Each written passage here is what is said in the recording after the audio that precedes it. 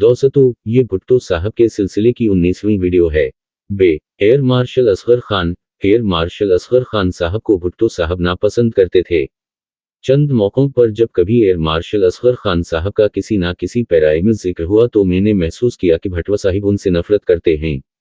इन्होंने असगर खान साहब के मुतालिक एक दो मर्तबा कहा कि वो एक आम से सीधे साधे इंसान हैं और सियासत की उनको अलिफ बे तक का इल्म नहीं। वो सख्त बेलचक इंसान हैं और कभी भी सियासत में कामयाब नहीं होंगे। मुझे इन दो लीडरों के दरमियान असली इख्तिलाफ की कोई खास वजह मालूम नहीं थी। जब मैं भुट्टो साहब के साथ था इस वक्त तक मैं जनाब असगर खान साहब से कभी ना मिला था। बहरहाल, उनकी लगन, सच्चाई और ईमानदारी के मुतालिक बहुत कुछ सुन चुका था। बदकिस्मती से उनकी पार्टी तहरीक इस्तिकलाल ने भी जब से वजूद में आई है कोई कारनामा नहीं दिखाया और असगर खान साहब की सख्त गैरी बहुत हद तक दुरुस्त होगी, क्योंकि आजकल बदकिस्मती से हमारे सियासतदानों ने सियासत को एक तिजारत समझ रखा है। झूठ, दगाबाजी, बेईमानी और रियाकारी वगैरह हमारी सियासत के सुतून बिन चुके हैं। हमारे सियासतदान मां सवाचंद एक के जब इलेक्शन लड़ते हैं तो उनका नस्ब अलैन ये होता है कि जीती हुई पार्टी में हूं या चंद मुराद के बदले इसमें शामिल हो जाएं ताकि इंतखाबात में खर्च की हुई रकम को जिस तरह बिन पड़े कम अज कम 70 बार और मौसम बहुत अच्छा हो जाए तो 700 बार ज्यादा कर सकें। साफ जाहिर है इस तरह तो मुल्क और कौम को लूटना ही है। मैं समझता हूं कि इस खेल में असगर खान साहब जैसा मुहिब वतन और ईमानदार शख्स एक नाकाम सियासतदान ही रहेगा और फसली बटेरे तो कभी भी उनके इर्द गिर्द जुमा नहीं होंगे। इन्हें किसी और मुल्क और मुआशरे में होना चाहिए था। ये मेरा ज़ाती तज्जिया है। मुमकिन है भुट्टो साहब की नापसंदीदगी की वजूहात कुछ और हों।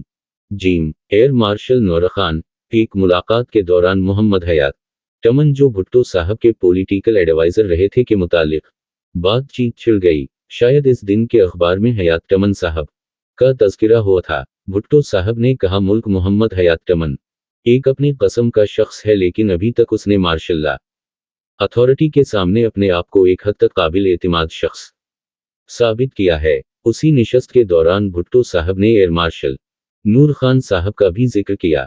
इन्होंने कहा, नूर खान बहुत होशियार, रोशन दिमाग और तेज फहम इंसान हैं।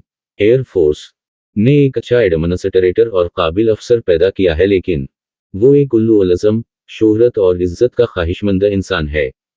मैंने उनसे जिक्र किया कि एयर मार्शल नूर खान साहब को अच्छी तरह जानता हूं। जब वो पाकिस्तान एयरफोर्स के कमांडर इन चीफ थे तो मैं पेशावर में पैराशूट स्कूल की कमांड कर रहा था। वो पैराशूट जंप के लिए कुछ दिन मेरे स्कूल में जेर तरबियत रहे थे। दरअसल वो तमाम हवाबाजों को अपना नमूना पेश करना चाहते थे ताकि वो भी बल्ला खौफ व खतर और बगैर झिझक पैराशूट जंप करें, और जब कभी इन्हें जहाज की खराबी की हालत में छलांग लगानी पड़े तो खामखुआ जान से हाथ ना धो बैठें या टांग वगैरह ना तोड़ लें, बल्कि छतरी के जरिए सीखे हुए तरीके के मुताबिक जमीन पर बहिफाजत उतर सकें। उनकी सखलाई और छतरी के जरिए छलांग लगाने के दौरान मैंने एयर मार्शल नूर खान साहब को बड़ा निडर और बहादुर इंसान पाया। भुट्टो साहब कहने लगे, नूर खान को मेरी पार्टी में शामिल हो जाना चाहिए था, लेकिन वो नामालूम वजूह की बना पर ऐसा ना कर सके। इन जैसी मुतहर्रिक शख्सियत और काबिल एडमिनिस्ट्रेटर की मेरी पार्टी को जरूरत थी। दाल जनरल यही खान। जब कभी यही खान साहब का नाम आया, भुट्टो साहब ने इन्हें अच्छे अल्फाज से याद किया, लेकिन हर दफा एक खास मुस्कुराहट के साथ उनका जिक्र किया। एक दफा फरमाने लगे, जनरल यही खान एक बहुत अच्छे और इंटेलिजेंट शख्स थे। वो एक शाइस्ता इंसान थे, बशर्ते का इन्होंने पीना रखी हो, और अगर शराब के नशे में होते जो उम्मान हुआ करते थे तो फिर वो इंसान नहीं बल्कि शैतान थे। कुछ और बातें भी हुई जिन्हें कलमबंद करना शाइस्तगी के खिलाफ है। मौलाना कौसर नियाजी। फसीरी के दौरान भुट्टो साहब मौलाना कौसर नियाजी साहब से कोई ज्यादा खुश न थे। चंद मर्तबा उनका ज़िक्र हो तो भुट्टो साहब ने कुछ बरहमी का सा इजहार किया।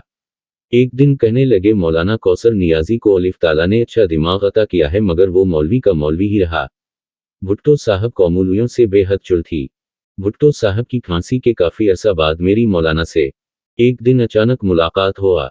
मैंने उनसे भुट्टो साहब की नाखुशी का जिक्र किया। कहने लगे, जनाब मैं भुट्टो साहब का बेहद ममनून हूं और उनकी तहदिल से इज्जत करता हूं और उन को अपना कायद तस्वुर करता रहूंगा।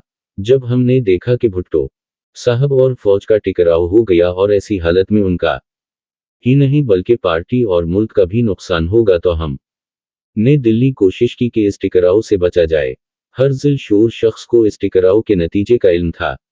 मैंने चाहा कि हर कीमत पर भुट्टो साहब को बचाया जाए और जो रास्ता हमारे कुछ साथियों ने इख्तियार करना चाहा इससे बचा जाए ताकि मार्शल ला हुक्काम और भुट्टो साहब के दरमियान सुलहजोई का कोई रास्ता निकाला जाए। हमारी कोशिश को बदकिस्मती से गलत समझा गया और हमारी फौज के साथ सुलह को बिल्कुल गलत तस्वुर किया गया। इस महज आराई का नतीजा क्या निकला? वही जिसका मुझे डर था, यानी हम अपने लीडर को खो बैठे। इन्होंने कहा जिन लोगों का ख्याल था कि मैं फौज के साथ मिल गया हूं, इन्होंने खुद महसूस किया होगा कि मेरा रवैया इस हुकूमत के साथ कैसा था जब मैं सेनेट का मेंबर था। मैंने उनकी हर गलत पॉलिसी को पूरी तरह कौम के सामने हर तरह से अयां किया और उनकी खुलकर मुखालफत की। पार्टी की बेहतरी के लिए हमने चाहा कि इसको मुल्की व कौमी बुनियाद पर उसी तरह रखा जाए जैसा कि इसके बानी जनाब जुल्फ़िकार अली भुट्टो ने सोचा और बनाया था, लेकिन बदकिस्मती से जब ये फैमिली अफेयर हो गया तो हमने खामोशी और गोशा नशीनी इख्तियार कर ली। वाओ! मज़्हब नज़ीर भुट्टो। जनाब भुट्टो साहब पाकिस्तान, आम सियासियत, मुल्की व गैर मुल्की हालात और अपने केस वगैरह के मुतालिक तो काफ़ी बातचीत करते रहते थे, मगर इन्होंने अपनी फैमिली के मुतालिक बहुत कम गुफ्तगू की। अलबत्ता जब भी मज़्हब नज़ीर का जिक्र हुआ तो इन्होंने हमेशा उनके मुतालिक एक ख़ास कद्र शनासी के पैराए में बातचीत की। उम्मूमन कहा करते थे, कर्नल रफ़ी, मैं रहूं या ना रहूं, लेकिन मुझे यकीन है कि मेरी बेटी मेरे मिशन को हर हाल में पूरा करेगी क्योंकि अलिफ ताला ने उसे बेहद सिफात से नवाजा है। वो आला तालीम याफ्ता ही नहीं बल्कि बेहद तेज फहम, रोशन दिमाग और जिल अक्ल भी है। वो जब कहा करते थे कि बेनज़ीर सियासत को समझने की मुझसे ज़्यादा सलाहियत व काबिलियत रखती है तो मेरे दिमाग में ये सवाल उठता था कि वो तो अभी तक तालिब अलमी के ज़माना में है, इसे अभी सियासत से कोई वास्ता नहीं पड़ा और ना ही अमली ज़िंदगी का कोई तजुर्बा है। तो भुट्टो साहब की ये बात मुझे समझ से बालातर हुआ करती थी। बहरहाल मैं हमेशा एक बाप के ख्यालात इसकी होनहार बेटी के मुतालिक कुछ शुकूक के साथ सुनता रहता था। वो हमेशा कहा करते थे, मैं रहूं या ना रहूं, मेरी बेटी पाकिस्तान के गरीब अवाम को उनकी मंजिल मकसूद तक कामयाबी के साथ ले जाएगी। वो मज़्हब नज़ीर के दिल और दिमाग की सलाहियतों की बेहद तारीफ किया करते थे। बल्कि एक मर्तबा तो इन्होंने कहा कि बेनज़ीर हिंदू पाक की तारीख में बेनज़ीर ही बन जाएगी। मुझे बेनज़ीर साहिबा के साथ जेल में कभी बातचीत करने का मौका नहीं मिला, अलबत्ता वो जब कभी भुट्टो साहब से मिलने आए तो मैं उम्मूमन वहां हुआ करता था, लेकिन एक तरफ रह कर इन्हें गौर से देखता और सुनता रहता था, मगर उनसे कभी किसी मौजू पर गुफ्तगू नहीं हुई। मुझे याद नहीं कि भुट्टो साहब ने अपने बेटों के मुतालिक कभी कभार कुछ कहा हो। कुछ मौक़ों पर उनकी बेगम साहिबा का जिक्र छुड़ा जो मैंने इस किताब में मौजूद जगह लिखा है। भुट्टो साहब ने अपनी दूसरी बेटी सनम भुट्टो के मुतालिक भी कभी कुछ न कहा। अलबत्ता वो उनसे बेहद मोहब्बत करते थे क्योंकि आखिरी शब इन्होंने अपनी औलाद में से सिर्फ सनम का नाम बार बार लिया था। गोया आखिरी वक्त इन्हें सबसे छोटी बेटी बहुत याद आई। दाल शाह रज़ा शाह पहलुए। जब शाह रज़ा शाह पहलुए के खिलाफ ईरान में बहुत बड़े पैमाने पर अवामी मुजाहिरों का सिलसिला शुरू हुआ, तवायक दिन भुट्टो साहब ने फरमाया कि मैंने शाह को बताया था कि आप कब तक ढकना बंद करके रखेंगे, लेकिन मेरी ये बात शाह को पसंद ना आई थी। रज़ा शाह ईरानी कौम के साथ मुखलिस ना थे और इन्हें अमरीकी नसीहतें ज़्यादा होशमंदी से किसी हद तक कबूल कर लेनी चाहिए थीं। बदकिस्मती से आजकल हर ऐसा सरबराह सिर्फ और सिर्फ अमरीकियों पर ही भरोसा करता है और आखिरकार इन्हीं से हर एक को ठोकर खाना पड़ती है। जो भी हाकिम या लीडर अपने कौम के जज्बात व हसासात का ख्याल नहीं रखता उसे कौम हमेशा ठोकर मारकर दूर फेंक देती है। उनका कहना था कि शाह के लिए शायद बुरा वक्त आ रहा है और ईरानी कौम भी मुश्किलात से दो चार होगी। जनरल मोहम्मद इकबाल से शिकवा। जनरल मोहम्मद इकबाल साहब इन्हीं दिनों deputy chief of army staff मुकर्रर हुए थे। एक दिन भुट्टो साहब ने बातों बातों में फरमाया कि इनकी बेगम नुसरत भुट्टो साहिबा लाहौर कज़ाफ़ी स्टेडियम में क्रिकेट मैच के दौरान पुलिस के हाथों जख्मी हो गई थीं और अस्पताल में चंद दिन जेर इलाज रही थीं। जनरल इकबाल को, जो वहां कोर कमांडर थे, अस्पताल जाकर कम अज कम उनकी मिजाज पर सीकर लेनी चाहिए थी। ये उनकी तरफ से एक अच्छा इशारा होता। मैं जनरल मोहम्मद इकबाल के मातहत मिलिट्री इंटेलिजेंस डायरेक्टरेट में सर्विस कर चुका था और उनके साथ अच्छे मरासिम थे। जनरल साहब जुन्ही लाहौर से पिंडी तशरीफ लाए। मैंने उनसे मुलाकात की और जब मैं इनके यहाँ से वापस आने लगा तो इन्होंने कहा था कि गाहे बिगाहे उनसे ज़रूर मिलता रहूं। भुट्टो साहब के इस शिकवे के बाद मैं जनरल साहब से मिलने कभी ना गया क्योंकि उन दिनों मेरी खुफिया निगरानी हो रही थी और मैंने जानबूझकर किसी सीनियर अफसर के साथ मिलना बंद कर दिया था। इसलिए मैं भुट्टो साहब के इस गले का जिक्र जनरल साहब से कभी ना कर सका। मिस्टर खर, मुझे भुट्टो और खुर के दरमियान गरम व सरद ताल्लुकात को जानने का तजस्सुस था। मैंने 3 मर्तबा भुट्टो साहब से मौजूद मौक़ों पर पूछा कि उनके और खुर साहब के ताल्लुकात में ऊंच नीच की क्या वजह थी। वो हर दफ़ा बगैर कुछ बताए सिर्फ मुस्कुरा दिया करते थे। आखिर एक दिन कहने लगे, कर्नल, ये पॉलिटिक्स का मामला है। और फिर मेरी टांग खींचते हुए बोले कि एक सिपाही की समझ से बालातर है। इसके बाद मैंने कभी दोबारा उनसे इस मामले पर बातचीत करने की जुर्रत ना की। हे मिस्टर अनवारुल सादात, एक दिन शायद अखबारात में मिस्रिया इसराइल के मुतालिक किसी खबर को पढ़कर कहने लगे कि सदर मिस्टर सादात ने अरब मफादात को अमरीकियों के दबाव में आकर बहुत नुकसान पहुंचाया है। कहने लगे, अनवारुल सादात को एक ना एक दिन अपनी कौम को जवाब देना पड़ेगा। इन्हें उसूलों को इस तरह बालाए ताक नहीं रखना चाहिए था।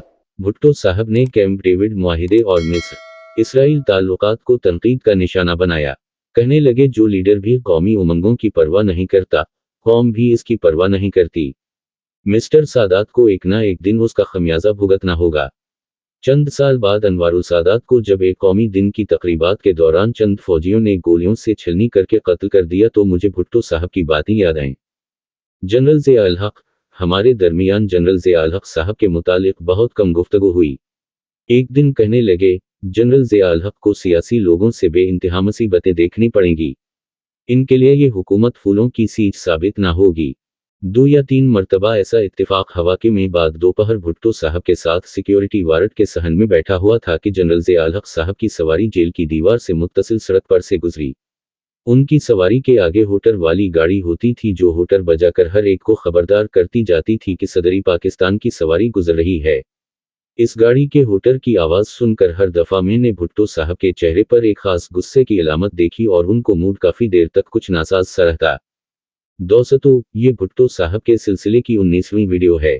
अगर वीडियो अच्छे लगे तो लाइक करें, चैनल पर नए हैं तो सब्सक्राइब करें और बेल यानी घंटी के बटन को दबाकर बेल नोटिफिकेशंस ऑन कर लें ताकि हमारी तमाम वीडियोस के नोटिफिकेशंस आपको सबसे पहले मिलें। अब आपसे मुलाकात होगी अपनी अगली वीडियो में, तब तक के लिए अल्लाह हाफिज़।